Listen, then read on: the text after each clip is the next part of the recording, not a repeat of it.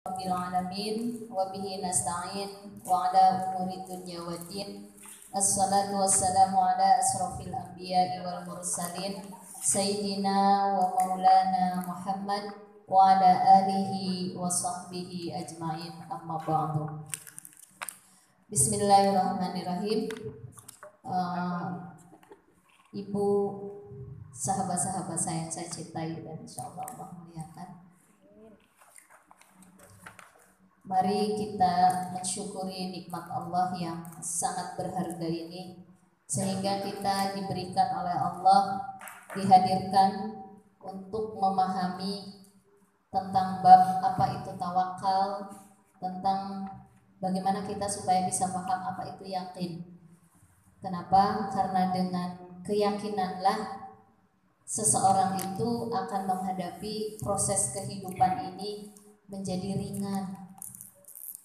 Proses hidup itu kan seperti perjalanan seseorang mau menghadap Allah.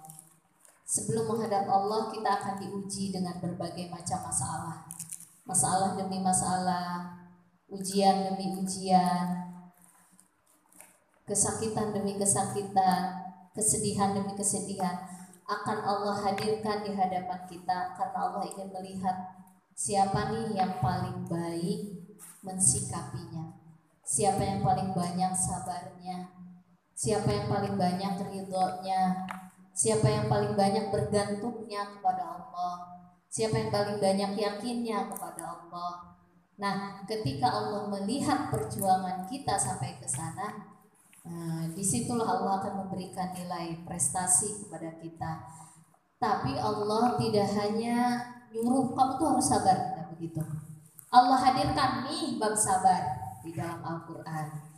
Kemudian nih bab sabar dijelaskan oleh Rasulullah. Kemudian para ulama mengambil bab-bab tersebut, dicantumkan di dalam kitab-kitab mereka. Nih kalau kamu pengen jadi orang tawakal, nih kalau kamu pengen jadi orang yakin, yang selama ini kita pelajari. Gitu, Bu. Jadi artinya apa? Bukan sembarangan atau tiba-tiba saya pengen ngaji aja kan, enggak tiba-tiba. Rabbana ma khalaqta hadza batilan subhanaka faqina adzabannar. Tidaklah Allah menghadirkan kita ke sini dengan sia-sia. Atau saya tiba-tiba aja pengen ngaji, enggak begitu. Pasti ada hikmah di balik itu. Pasti Allah memiliki maksud dan tujuan. Kemarin gak ngaji, sekarang ngaji. Allah memiliki tujuan. Saya ingin menarik kembali dia supaya tahu itu apa tawakal, supaya dia paham apa itu yakin. Kalau dia paham, dia ngerti, maka dia akan mendekati aku. Kalau dia mendekati aku akan berlari mendekati dia. Udah jadi kekasihnya Allah. Kita gak bakalan bisa punya ilmunya. Bagaimana mendekati Allah kalau tidak belajar? Kata Khalid bin Ma'dan, keyakinan itu butuh dipelajari. Untuk yakin yang sedalam-dalamnya, mengenal Allah itu nggak bisa cuma tiba-tiba jadi yakin aja sama Allah, tawakal aja sama Allah, tiba-tiba rajin aja ibadah. Nggak bisa, Bu. Itu para ulama yang udah dekat sama Allah. Nggak bisa, harus dipelajari. Kenapa? Sahabat-sahabat Rasulullah itu kan orang-orang yang luar biasa keimanannya. Kenapa? Karena tiap hari ketemu Rasul, belajar terus. Kalau nggak tiap hari ya 2 hari sekali. Kalau nggak 2 hari, 3 hari sekali. Tapi hampir tiap hari ketemu Rasul. Gimana nggak keren keimanannya? Kenapa dicocokin terus? Hari ini ayatnya apa? Hadisnya apa? Lihat kelakuannya Rasulullah. Subhanallah, diikutin sama mereka kan? Udah jadi the best semua. Itu berawal dari keyakinan. Dia itu yakin kepada Allah dan yakin kepada Rasul. Oleh karena itu kita bersyukur sekali kepada Allah, khususnya saya. Karena kalau saya nggak mengajar kepada ibu-ibu, saya nggak bakalan buka-buka kitab, nggak bakalan merenungi isi, mendengarkan kutipan-kutipan atau mau'izah hasanah dari para ulama. Karena ada tuntutan. Biasanya kalau didorong kan jadi lebih cepat larinya ya. Di belakang tuh ada anjing ya Bu ya. Larinya pasti cepat. Yang tadinya bisa loncat 1 meter, 2 meter nggak bisa loncat, gara-gara dikejar jadi bisa loncat. Begitu karena saya dituntut harus bisa menyampaikan. Artinya itu adalah pembelajaran buat diri saya juga. Di situ saya bersyukur luar biasa ya Allah. Luar biasa. Saya bersyukur, saya berterima kasih kepada Allah. Itu tuh manfaatnya buat diri saya gitu. Nah itu oleh karena itu mari selalu memuji Allah dengan ucapan Alhamdulillahilladzi bi ni'matihi tatimmus shalihah. Segala puji bagi Allah yang telah memberikan nikmat, kebaikan-kebaikan nikmat yang sempurna. Tidak ada cacat, tidak ada kekurangan nikmat yang Allah berikan kepada kita. Walaupun kelihatannya nyusahin, tapi itu nikmat sebetulnya, ya. Kalau kita belajar yakin ya, tawakal itu kan apa yang terjadi keburukan pada diri kita itu sebenarnya kebaikan. Kan kita bahas selanjutnya.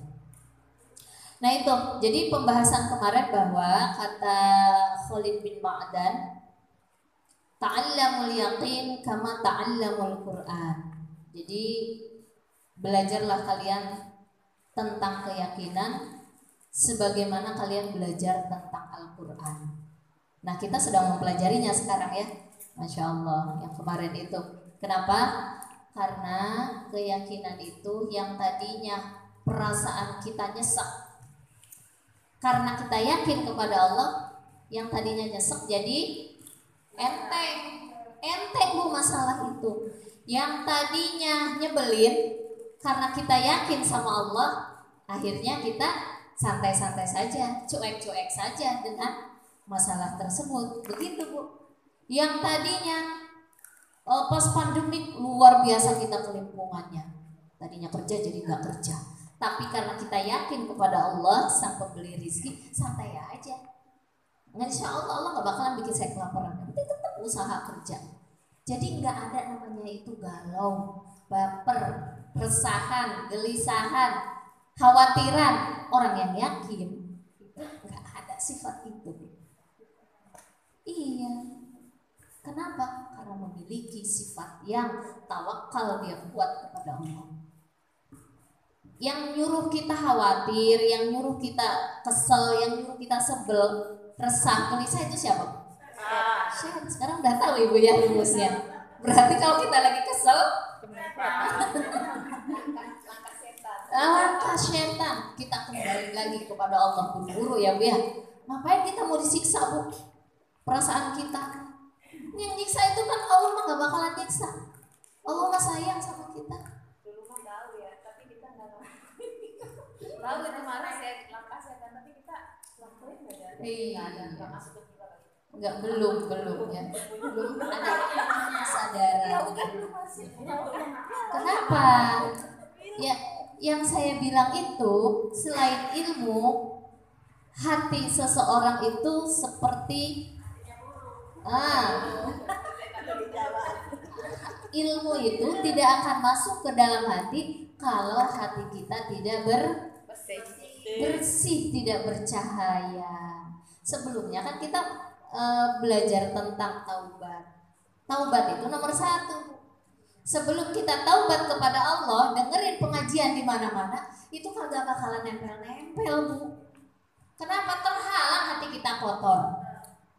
Jadi ada 2 piring makanan dimakan oleh 2 orang. Yang satu merasakan nikmat yang luar biasa, yang satu kok kayaknya biasa-biasa saja sih, saya anyep. Artinya bukan makanannya yang salah, apa Bu? Lidahnya dia, bukan ilmunya yang salah. Ketika si A menerima dengan antusias, si A merasakan manfaat yang luar biasa dengan ilmu itu, si B ngerasa kalau gue sih biasa aja sih. Biasa aja sih dia. Apa sih yang istimewa? Kata yang satu, luar biasa, saya merasakan, saya udah praktekkan, enak banget dan sebagainya gitu ya. Berarti yang satu hatinya oleh Allah dibuka. Kan ciri-ciri orang yang dikehendaki kebaikan oleh Allah, orang yang bertaubat. Ketika seseorang mau bertaubat, dibuka Bu hatinya oleh Allah. Jadi kita banyak bertaubat Bu kepada Allah. Kalau seandainya kok saya susah ya jadi orang baik, Wa'lamu annallaha yahulu bainal mar'i wa qalbi. Ketahuilah oleh kalian bahwa sesungguhnya Allah mampu memisahkan antara dirinya dan qalbunya. Kita pengen jadi orang baik, pengen jadi orang jujur, pengen jadi orang yang sabar. Gak bisa-bisa ya. Masih kok bisa sih? Nah itu. Kata Allah, aku mampu memisahkan. Dia tahu ilmunya, tapi gak bisa dipraktekin, Bu. Ini yang kasihan. Tapi insya Allah Majlis Ta'lim An-Nubala ini mungkin walaupun tidak banyak, saya berharap dan selalu berdoa kepada Allah diberikan kemampuan untuk bisa mengamalkan ilmunya dan menjadi dekat kepada Allah. Itu aja saya mau, Bu. Dekat sama Allah kita semua tuh. Kalau udah dekat disayang sama Allah, Bu, gak ada yang kurang. Hidup kita itu akan berkecukupan. Cukup batin kita, cukup kehidupan kita, cukup bersahabat dengan sahabat-sahabat kita, cukup bisa berhubungan baik dengan anak, dengan tetangga, dengan orang tua. Cukup aja. Kita itu masalah tetap ada, tapi bisa selesai. Gak ngomong di situ-situ terus, gak selesai ya saya. Nah gitu. Ya itu perlu dipertanyakan bagaimana taubat kita kepada Allah. Banyak nangis di tengah malam, Bu. Susahnya ya, Bu, ya kalau nangis tuh, Masya Allah. Kita terusin. Ini ada doa yang diajarkan oleh Nabi Muhammad Sallallahu Alaihi Wasallam. Tadi kita belum sholawat ya. Nah ini kebetulan ada hadis baginda kita, yaitu kekasih kita, semoga Allah selalu merahmati, semoga Allah memberikan karunia dan Rasulullah ditempatkan di tempat yang terindah dan tertinggi di sisi Allah Subhanahu Wa Taala. Rasulullah itu gak butuh, Bu. Yang butuh itu kita. Kenapa sih Rasulullah selalu bilang semoga Allah merahmati beliau? Beliau mah nggak butuh sama kita sebetulnya. Yang butuh untuk kita. Ketika kita mendoakan beliau, barang siapa yang bersolawat kepada aku 1 kali, maka Allah akan diganti dengan 10 kebaikan, diampuni dosanya, ditambah kebaikannya. Rasulullah pun bersolawat kepada kita. Itu maksudnya, Bu. Kita butuh solawatnya Rasulullah. Gitu ya, Bu ya. Kan suka ada yang nanya, kenapa Rasulullah selalu Allahumma sholli ala sayyidina. Padahal kan beliau udah dijamin masuk surga. Beliau udah dijamin disayang sama Allah. Sebetulnya itu kita yang butuh sama Rasulullah. Gitu. Ya, kita terusin. Doa yang diajarkan Nabi ketika memohon keyakinan. Saya bahasa Indonesianya saja ya. Jadi ada yang diajarkan oleh Rasulullah, karena Arabnya yang kemarin belum selesai, ini sekarang bahasa Indonesianya saja dan hanya setengahnya dulu. Ya kalau bahasa Indonesianya langsung mungkin lebih gampang ya, Bu ya. Bismillahirrahmanirrahim. Ini hadis diriwayatkan oleh Imam At-Tirmizi. Ya Allah, anugerahkanlah kepada kami rasa takut kepadamu, karena dengan rasa takut ini yang menghalangi kami bermaksiat kepadamu. Yang kedua poinnya, dan anugerahkanlah kepada kami ketaatan yang akan menghantarkan kami ke surga-Mu, dan anugerahkanlah kepada kami keyakinan yang akan menyebabkan ringannya segala musibah, ujian-ujian, masalah-masalah bagi kami. Ya Allah, anugerahkanlah kenikmatan kepada kami melalui penglihatan, melalui pendengaran, dan kekuatan kami selama kami masih hidup. Nah, kita bahas yang 3 di atas dulu. Jadi doa Rasulullah ini kepada kita, kita itu disuruh, Bu, berdoa kepada Allah begini. Ya Allah, anugerahkanlah kepada kami itu rasa takut kepadamu, sehingga dengan rasa takut tadi kami tuh jadi takut bermaksiat kepadamu.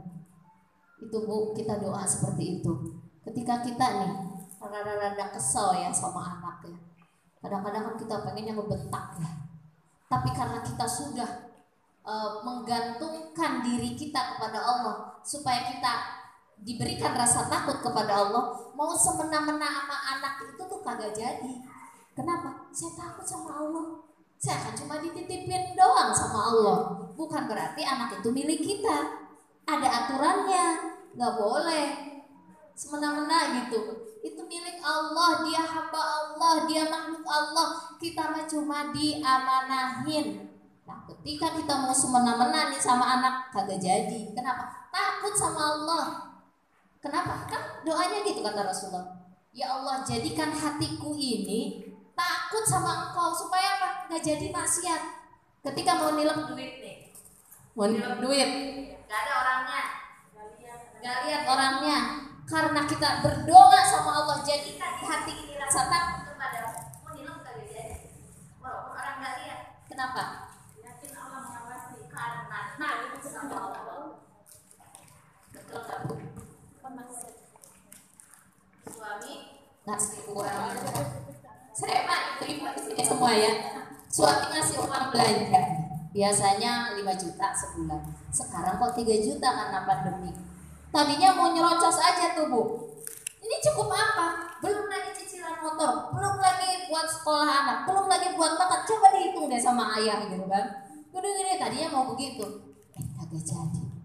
Kan kalau istrinya solehah itu tidak banyak menuntut. Kalau kita yakin kepada Allah, seberapapun yang dikasih sama suami, insya Allah cukup ya Bu ya.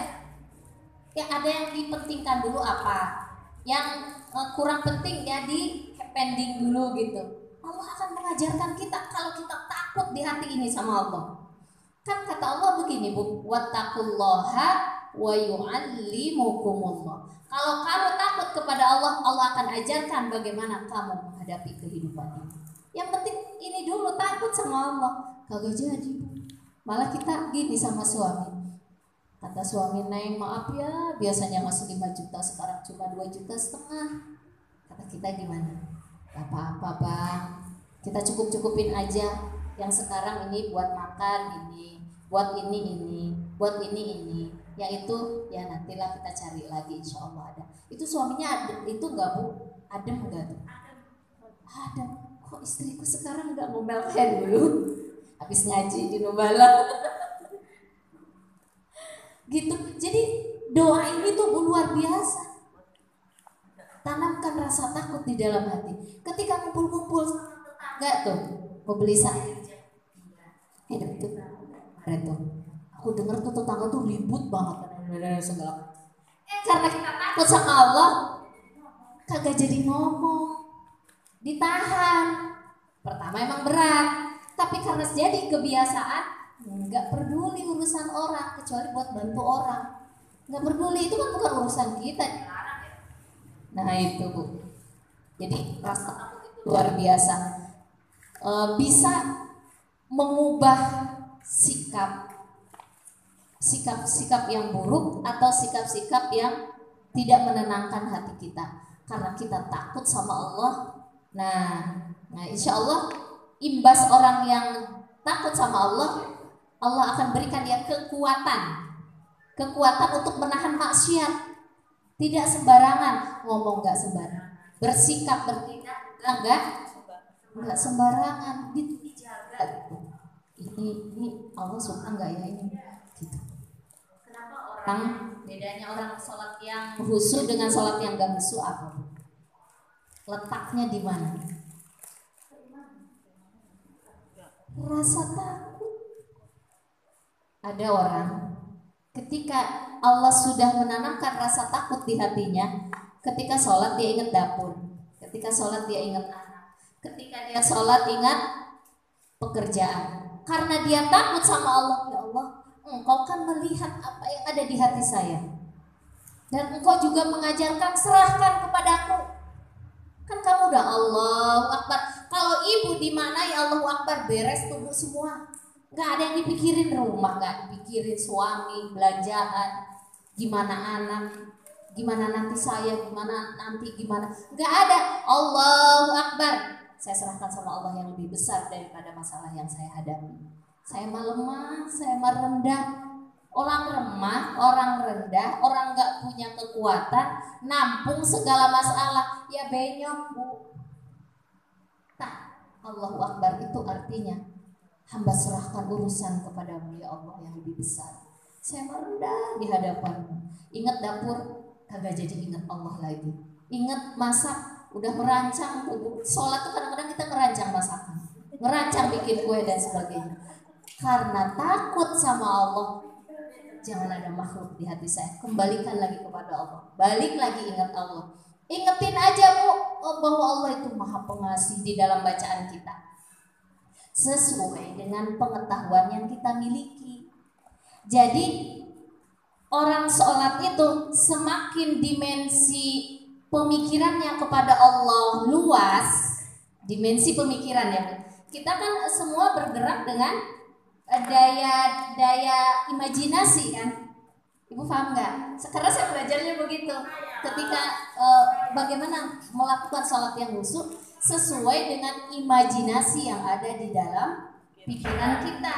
Ada orang mengatakan, saya kalau lagi sholat seakan-akan Allah itu tinggi, Allah itu gede, Allah itu apa katanya.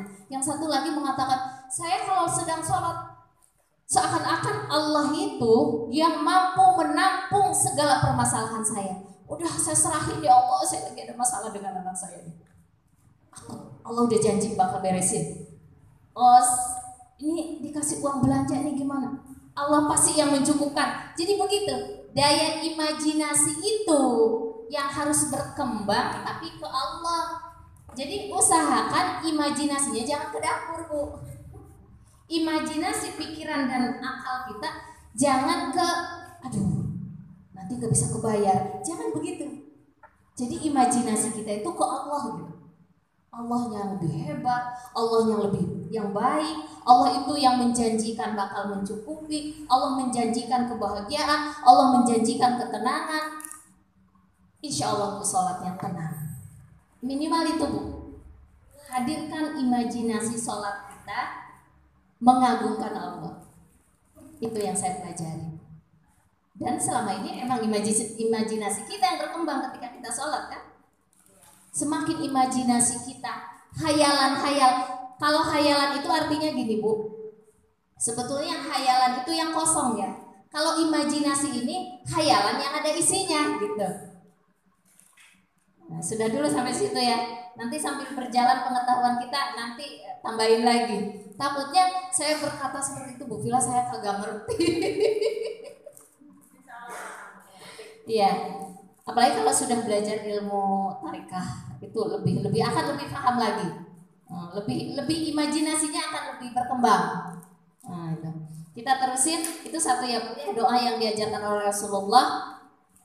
Ya Allah anugerahkanlah kepada hati kami rasa takut kepadamu. Ya Allah Ibu itu ditanamkan diresapi. Ya Allah tanamkan rasa takut kepadamu ya Allah sehingga aku tuh takut untuk maksiat kepadamu. Yang kedua, ya Allah anugerahkan kepada kami ketaatan yang akan menghantarkan kami ke surgamu. Jadi Bu, hidup itu seperti apa sih Bu? Hidup itu yang penting apa? Satu, hidup tuh taat sama Allah.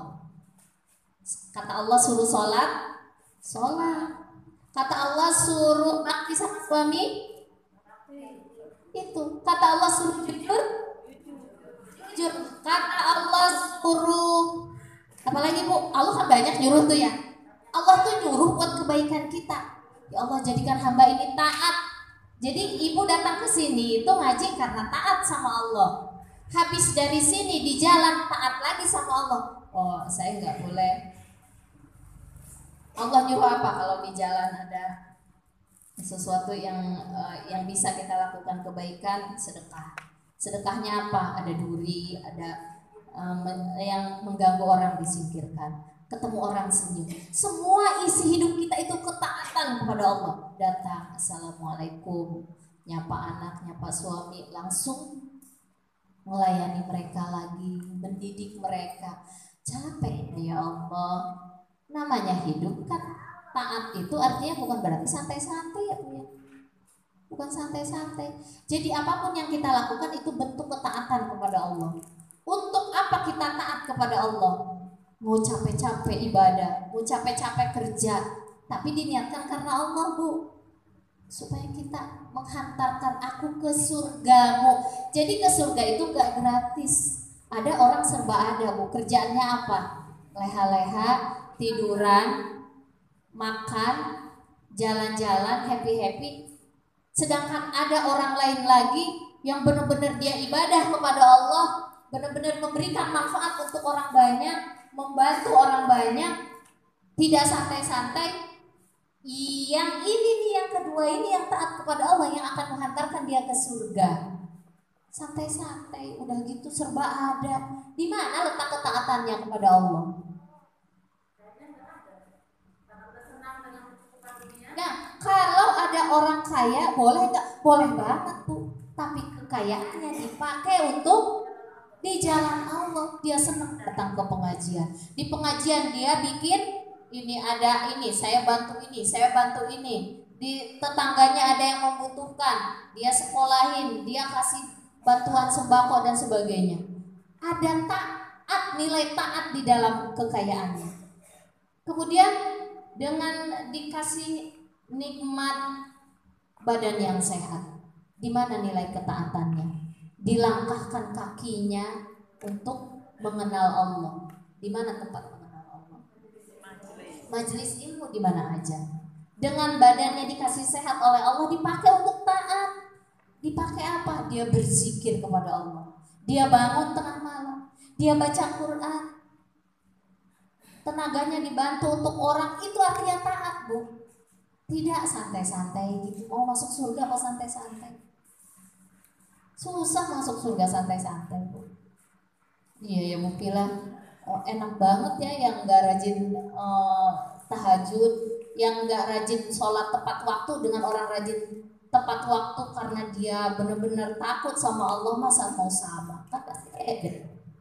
Kata Allah, qul hal apakah sama perbuatan yang baik dengan perbuatan yang buruk? Beda. Perbuatan baik dengan perbuatan buruk itu udah disinyalir di dalam Al-Quran. Qul hal yastawil khabisu wat thayyib. Kan gitu kata Allah. Kita terusin ya Bu ya. Jadi kita ini hidup untuk apa? Saya mah hidup pengen taat kepada Allah gitu Bu. Itu udah luar biasa kata-kata seperti itu. Pengen taat kepada Allah. Ketika kita taat kepada Allah, meninggal dirahmati oleh Allah. Husnul khotimah. Udah gitu Bu, beres. Masuk surga. Di kubur kita senang, di alam barzakh tunggu hari kiamat. Luar biasa. Dirahmati oleh Allah. Jadi hidup itu kita cari ketaatan kepada Allah. Ketika meninggal dunia dirahmati oleh Allah. Udah beres tuh hidup. Gak usah panjang. Oh harus A, oh harus B, oh pusingnya hidupnya. Enggak. Yang penting kita taat sama Allah. Ini doanya. Bahasa Indonesia aja dulu ya Bu. Ya karena kemarin belum hafal. Kita hafalin dulu yang kemarin baru. Yang ketiga, yang terakhir. Yang terakhir, ini kita akan selesaikan besok. Bagian ini bersetengah hadis. Ya, anugerahkanlah kepada kami keyakinan yang akan menyebabkan ringannya segala musibah bagi kami. Jadi keyakinan itu Bu, obat dari segala penyakit dan musibah. Bisa emang Bu Vila? Nah, nanti saya terangin. Kok bisa jadi obat bagi segala penyakit dan musibah? Bu, keyakinan begini. Karena dari lemahnya keyakinan itu, segala sakit yang kita derita dan bencana yang terjadi pada kita itu akan masuk dan menyengsarakan diri kita. Jadi bukan karena kurang duit. Sengsara itu Bu, bencana nih menghimpit kita, ujian menghimpit kita. Kenapa sih kok saya kayaknya masalah bertubi-tubi terus, saya pusing, saya kesel dan sebagainya, gelisah lah gitu, nggak ada jalan keluar. Kenapa? Kata para ulama, bencana musibah itu menyengsarakan diri kita, membuat kita gampang baperan, gampang galauan, gampang resahan. Nah itu karena lemahnya keyakinan kita kepada Allah. Jadi obat dari segala penyakit dan musibah adalah keyakinan. Begitu kita kurang yakin, kita nih nggak yakin ya Bu sama yakinnya sama Allah sama Rasulullah maksudnya. Ketika kita nggak yakin kepada Allah dan Rasulnya, seperti gini, kata Rasul begini kan, Rasul kan kalimatnya datangnya dari Allah gitu. Wa yubtalal mar'u ala hasabi dinihi, bahwa ujian, musibah yang menghimpit kita itu sesuai dengan kadar keimanan kita. Kita kagak yakin tuh sama apa yang disabdakan oleh Nabi, atau kita nggak belum belajar gitu ya. Jadi artinya seimbang ujian yang kita hadapi itu. Kalau seseorang merasa berat, itu artinya nggak seimbang. Seperti ada anak SD dikasih ujian sama guru, ujiannya anak SMP, berat nggak? Berat Bu. Kok anak SD dikasih ujian SMP, tapi ketika anak SD dikasih ujian SD juga levelnya, itu kagak berat. Allah sudah memerintahkan kepada Rasulullah untuk menyampaikan kepada kita, wa yubtalal mar'u ala hasabi dinihi. Allah itu ngasih ujian kepada kita itu sesuai dengan keimanan kita. Jadi artinya apa? Kita itu bisa melewatinya Bu. Santai aja. Kenapa kita berat? Kagak yakin dengan hadis ini atau kagak tahu. Udah banyak bila denger ceramah, tapi kok bisa gitu? Allah kan udah bilang, kalau aku dikasih ujian nih, sekarang itu dikasih ujian, masing-masing punya ujian yang berbeda. Itu terus disesuaikan dengan keimanan ibu, bisa menghadapinya. Yang penting yakin sama Allah gitu. Bisa, tenang, gampang gitu. Ringan aja. Gue bilang kayaknya enak banget ngomong, saya juga belajar Bu. Berusaha gitu. Bareng-bareng lah belajar.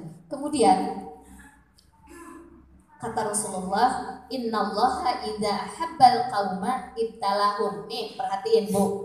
Ibu tuh tenang deh kalau menghadapi masalah, kalau yakin dengan hadis ini. Sesungguhnya ketika Allah mencintai kamu, maka Allah akan menghadirkan musibah kepadamu, menghadirkan ujian kepadamu, menghadirkan sesuatu masalah kepadamu. Oh, jadi saya dikasih ujian ini artinya Allah sayang. Ya, Allah tuh sayang sama kita. Harus yakin dengan hadis ini. Kok saya ya dikasih ujian terus tiap hari kok nggak keluar di situ terus? Apa kata Allah? Watilkal ayyamu nudawiluha bainan nas. Allah putar hari itu untuk memuji kalian di antara sesama kalian, dengan anakmu, dengan suamimu, dengan tetanggamu, dengan tempat kerja dan sebagainya. Untuk apa? Karena Allah ingin melihat kadar keimananmu. Jadi artinya nggak ada yang buruk Bu sebetulnya, nggak ada yang buruk. Masya Allah. Kalau nggak yakin gimana? Nah, kalau kita nggak yakin dengan hadis-hadis ini, dengan apa yang Allah cantumkan di dalam Al-Quran, yang akan terjadi, hati kita hancur Bu. Kenapa? Tiba-tiba ada seorang anak karena pergaulan bebas terjerumus saya. Maaf di sini bukan orang sini, tapi kalaupun ada tiba-tiba terjerumus, apa yang terjadi? Kalau kita nggak yakin sama Allah, hancur hati kita. Tapi karena kita yakin sama Allah, ya Allah, Engkau itu Maha Rahman Rahim. Rahmatmu lebih luas daripada dosa yang saya lakukan atau anak kita lakukan. Pertaubatmu itu, ampunanmu itu lebih banyak daripada dosa yang dia lakukan. Jadi tenang, tetap semangat. Enggak ketika ada masalah kelihatan puyuh mukanya, lebam-lebam gitu. Jadi orang yang yakin itu akan menimbulkan sifat optimisme. Optimis atau apa Bu? Apa ya? Optimis. Dia percaya diri. Jadi walaupun masalah banyak, dia produktif. Kenapa? Enggak gampang galau, enggak kesel mulu aja begini. Kenapa gue lagi galau gitu ya? Saya lagi galau, lagi kesel. Kenapa? Nggak yakin, hancur hidupnya. Kenapa orang banyak bunuh diri? Stres. Kenapa stres? Nggak yakin sama Allah, bahwa Allah akan membukakan pintu Pintu apa? Jalan keluar dari masalah yang sedang dihadapi. Kan kata Allah, kalau kalian tawakal, yang penting saya tawakal, yang penting saya optimis sama Allah, yang penting saya terus. Nah, yang membuat kita nggak yakin sama Allah, yang nggak yakin itu putus asa, kesel, sebel, kan dari setan. Itu harus tahu rumusnya. Yang bikin sebel, kesel, resah, gelisah, khawatir dan sebagainya, oh itu setan, jangan diikuti. Iya, malah males. Gak ada produktifnya orang hidup seperti ini. Nah gitu. Ketika di PHK ya, banyak nih lagi kondisi seperti ini, banyak PHK ya Bu ya. Emang sih.